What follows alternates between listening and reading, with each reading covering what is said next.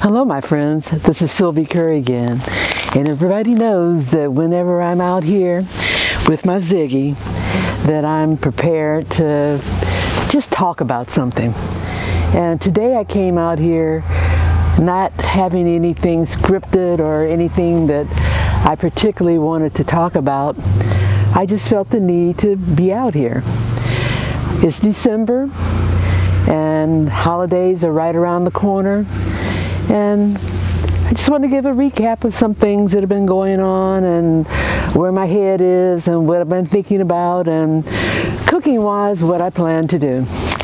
It's been a little while since I've come out here and said a few words. Sometimes I call it a rant. Today I'm not going to call it a rant. I'm just going to call it a, hey, this is what's going on with me.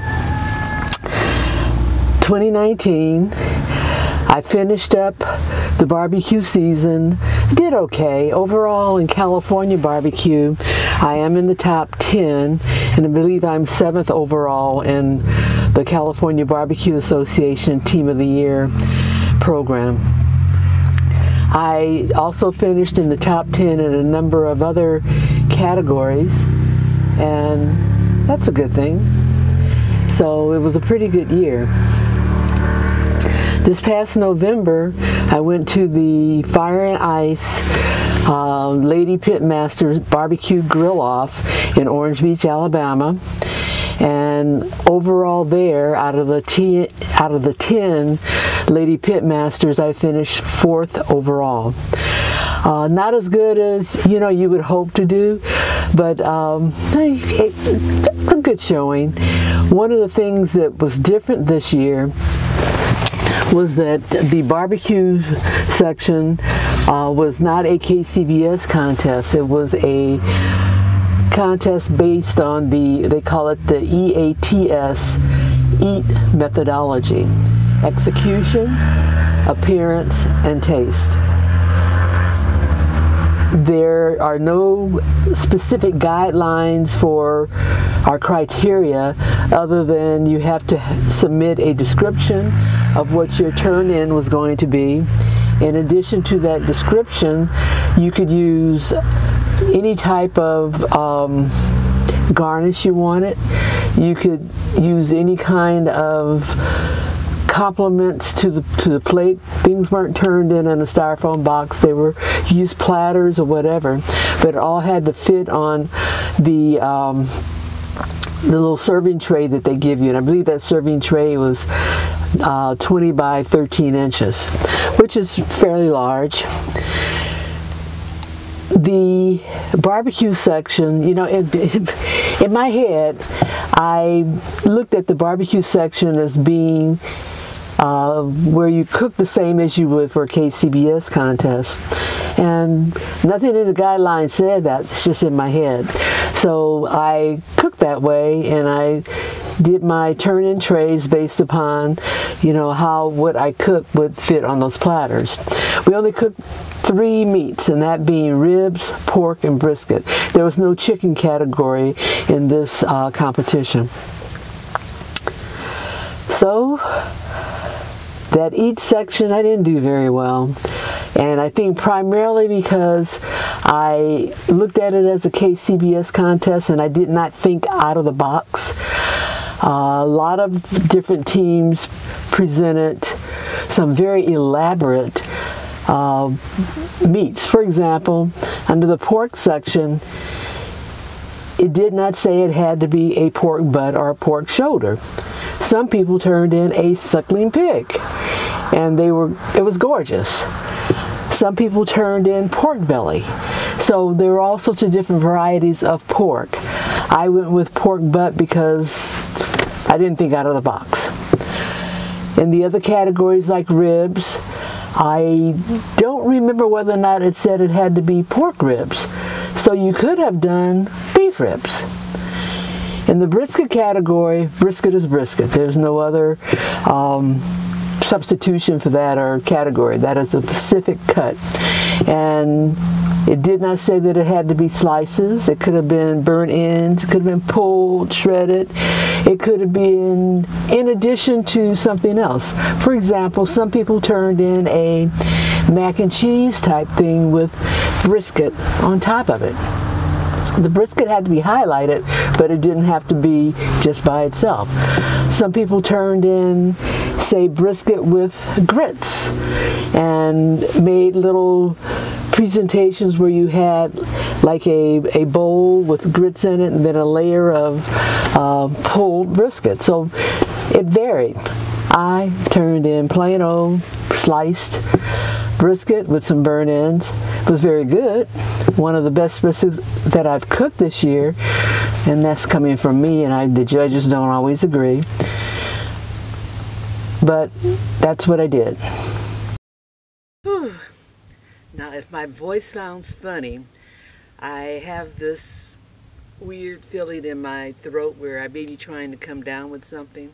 It's not an ache or a pain, just a sort of strain, if you may say.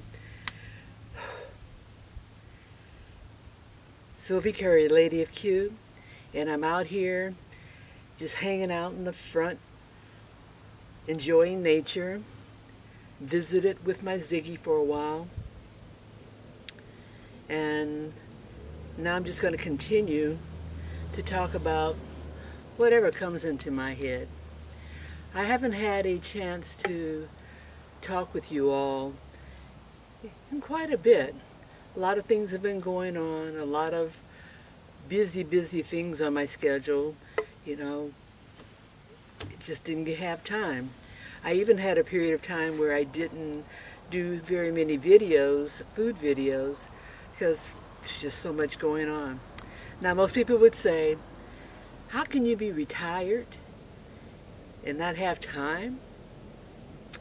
Well, folks, retired life still has its requirements. There are still things that have to be done. And you just get in there and do it. I don't have to get up and do a 9 to 5, but, you know, just little things that you have to do. Taking care of property, just general travel, going places, doing things, hanging with friends, all those type of things which keep you busy. Barbecue is my primary thing that I do and I prepare for outside of just day-to-day routine. But anytime there's a barbecue comp, it keeps you really busy. Let me give you an example. I just did the World Food Championship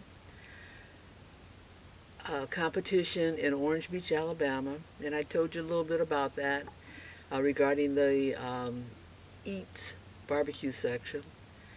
But in preparation for going to that event, it required a lot of work as far as getting ready for travel, purchasing things that I would need to compete there. For example, presentation plates, platters, getting that organized. Travel. It was a 2,100-mile drive. And we tried to average 600 to 700 miles per day. And so that took us about 3.5 days to get there. That's a lot of driving. We did stop at night and either in a rest stop or we stopped at a campsite. We had the camper with us. So, you know, that was a lot of travel. Time-wise, to get there, it took a little while. We were required to be in Orange Beach to check in by Wednesday. On Thursday, we had ancillary categories, and those included Culver Duck and a Duroc Compart pork loin. Then on Thursday afternoon, we could start doing our prep for the Eat barbecue section, and those turn-ins would be that Friday. On Saturday, we did the grill-off, and those award ceremony occurred on Saturday night. Then once that was completed, because of the time that awards were, you couldn't take off until that Sunday. And on Sunday we did leave But first we had to go and cash in my voucher for jewelry at a jewelry store there in Foley, Alabama. From there, we then went on to drive. And so that's another 3 to 4 day drive. The weather was actually pretty bad. We first left out of Alabama going into Mississippi, and we headed right into a rainstorm. Then cutting across on I-20 headed west, it was still a little bit of rain. So we spent the night in a rest stop with a lot of rain. And then we continued our travels. Because of that, it took us almost 3.5 to 4 days to get back home. So that's at least a 10-day commitment. And in those 10 days, you know, you're busy. Anyway. Oh, that scared me a little bit. A little acorn dropped on the ground. I gotta tell you a story about these acorns. Here we have a couple of palm trees which are by the house, and resident in those palm trees are some woodpeckers. They're acorn-eating woodpeckers, and you can go out there sometimes, you hear them pecking in the thing and doing what they do, trying to get nourishment. During the spring, summer, it's probably a lot of insects and things like that that they're digging out of the palm tree. But then in prep for winter, they collect acorns, just like the one that just dropped here. And they take these acorns, actually let me get it.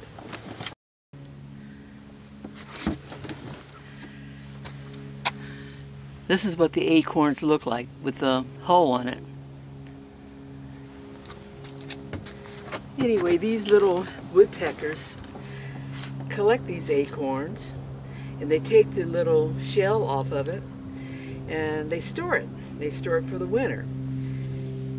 One of the places I guess they typically store would be in the palm trees. And you see them out there pecking little holes, and they put the little hulled acorn in there so that they'd have food over the winter time.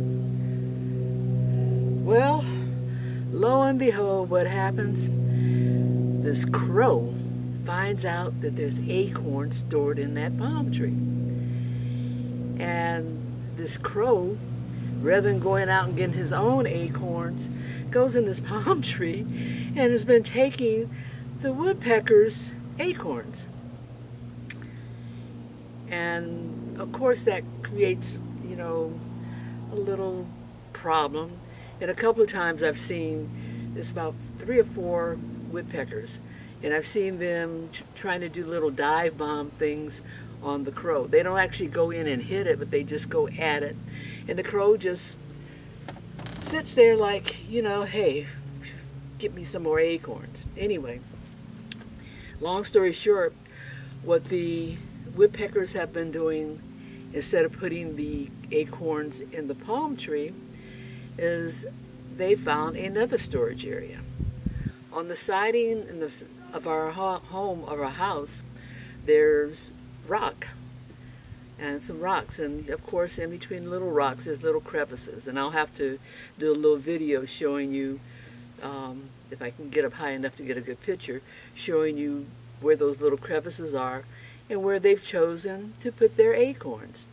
So now they're in the rocks, and I haven't seen any evidence that the crow has found that hiding place, but you can hear them out there pecking on our rock. Whether or not that's going to do any damage, or they're going to peck hard enough to make holes, so far I don't see any evidence of that. But anyway, just a quick little story about nature out here. Okay. It's December, and the weather's been wintry some days and not so wintry other days. We had a lot of rain last week, and with the rain here comes weeds. So we can see evidence of things turning green, which means in a few weeks we'll have a lot of weeds again, because this part of California, Southern California, it gets pretty dry and we don't get that much rain, so the greenery is going to turn brown, it's going to die, and it's just going to be weeds. However, today the temperature is probably about 72, I think it is. So it's nice and sunny. And even though I've got this jacket on, I am actually want to take it off because it's getting kind of hot out here now, sitting in the sun. But today is a very nice day.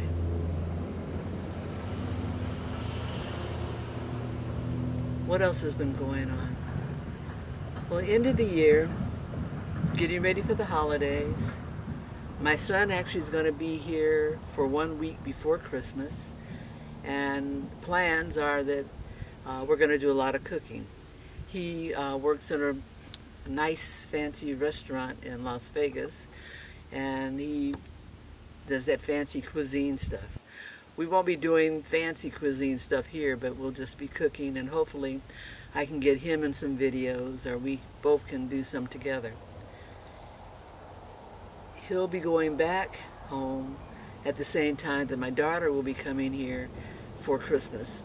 So we'll have the opportunity over this holiday season to have both of them here, not necessarily at the same time. Christmas dinner, I plan on cooking dinner again. And so far we have, let's see, 6, 7, 8, 9, 10. We'll have between 10 and 12 guests.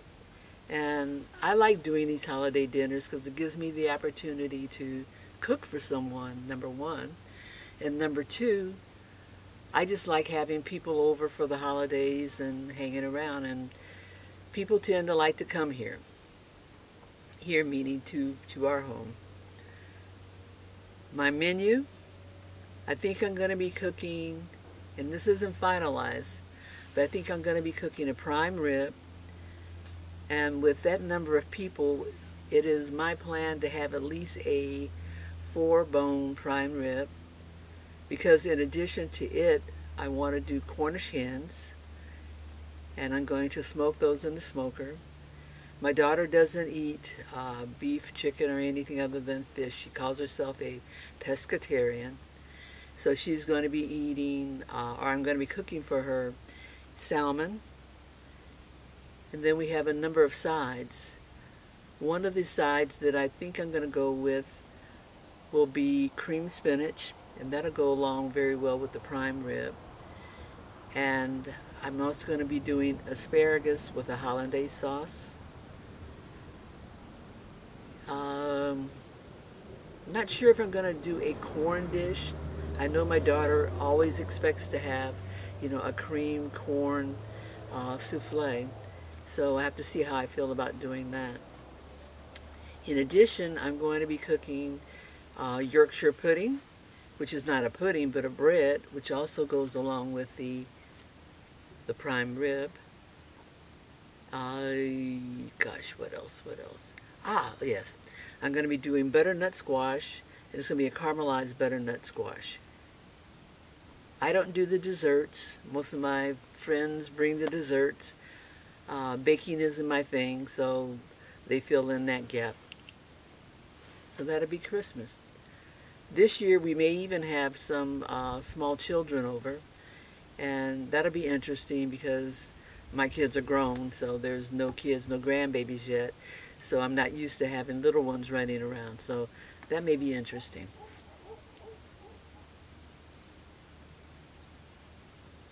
That's Christmas. New Year's. One of my good friends usually has the New Year's Day dinner. And one of the highlights of that dinner are, you know, for soul food New Year's, typically you have things like collard greens, black-eyed peas, some type of pork, and there's going to be chitlins or chitterlings. And I typically don't eat them. I may taste just to say that I tasted it, but I can't make a meal of it. Another friend makes, pork feet. So she cooks a big pot of pork feet. There'll be side dishes, and that may include things like collard greens, I mentioned before, the black-eyed peas, cabbage possibly. And one of the things that I'm planning to do is a pig ear terrine. And actually, if you want to see how to do that, I have a video here on YouTube where I show you how I make this pig ear terrine. It's actually very, very good. And for those who turn their nose up at pig ears, will find this to be quite tasty. And actually, the recipe is a French recipe. So it's not something that's I would call soul food. And presentation-wise, it's served cold with crackers or some type of a biscuit, and it's actually quite good. I also want to do a video, though I'm not making this for Christmas or for New Year's. I just want to make this, and primarily because I know that my hubby loves Hog Head Cheese. Let me say that again. My hubby loves Hog Head Cheese. We went to a competition back in May, June, somewhere in there, up at Big Bear Lake. And there was a German restaurant there that made sandwiches, a deli. And he ordered a Hog Head Cheese sandwich, which he loves, and he's always loved it, but hasn't had it in years. And it reflamed his interest in Hog Head Cheese. Let me tell you about Hog Head Cheese. Typically, it's made by taking the hog head and cooking it, boiling it down to get everything nice and tender, pulling it out, putting it also in a terrine type dish or pan, taking the juice, which now has a lot of collagen, and reducing that a little bit, pouring it over the meat products coming out of the hog head, and it gels, and you can slice it like a deli meat to make sandwiches and things like that. I don't know if I can get a hog head, but I can get the components, or some of the components. For example, I can get the pig ears, I can get the jaws, or cheeks, I can get the snout, and those type of pieces. And so I can duplicate a lot of it. And I can even just cook some pork shoulder, and add to it as far as a protein component in it. So that's going to be one of my projects. Hopefully I can get that video done before the end of the year and to you guys. And just stay tuned. This is my opportunity to say subscribe, comment, and you can be alerted to some of these videos that I plan on doing.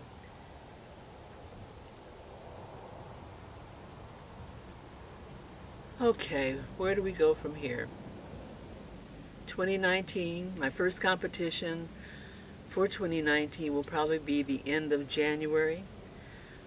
My schedule is not complete yet because there are a number of contests that have not gone on the calendar yet, and so I can't complete it. Hopefully California doesn't lose too many contests this year. The past few years the numbers have been going down. I'm going to be doing a lot more travel. Since the hubby's retired, we can travel more because he doesn't have to worry about taking time off. I've been given a 10-hour radius of where we can go to contests, except for special ones that may be coming up later in the year. And so it's going to be a good year. Hopefully, I want to do between 15 and 20 contests. We'll see. And doing more contests gives me the opportunity to fine-tune a lot of my cooks and to get over, you know, the 10 to 12 cooks I've been doing for the past few years. It seems like the more cooks you do, the better you get at it because it becomes natural. You don't have to think about each step along the way. And gives you, it's practice.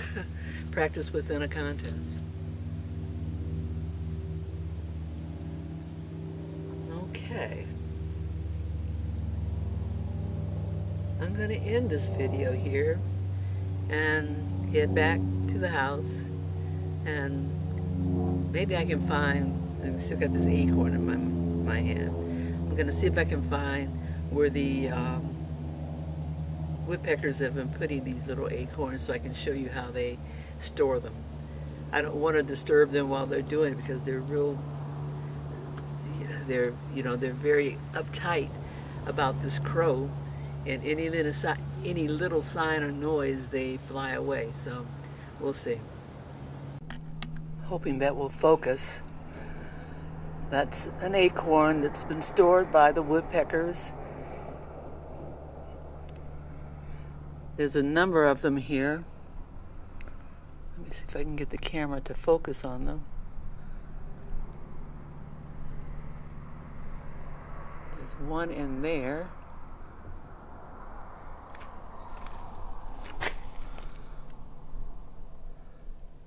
There's another up in there. And actually, when I walked out here a few seconds ago, there were about 4 of them that were here. They've got acorns all in these rocks and these poles. Nature. Gotta love it.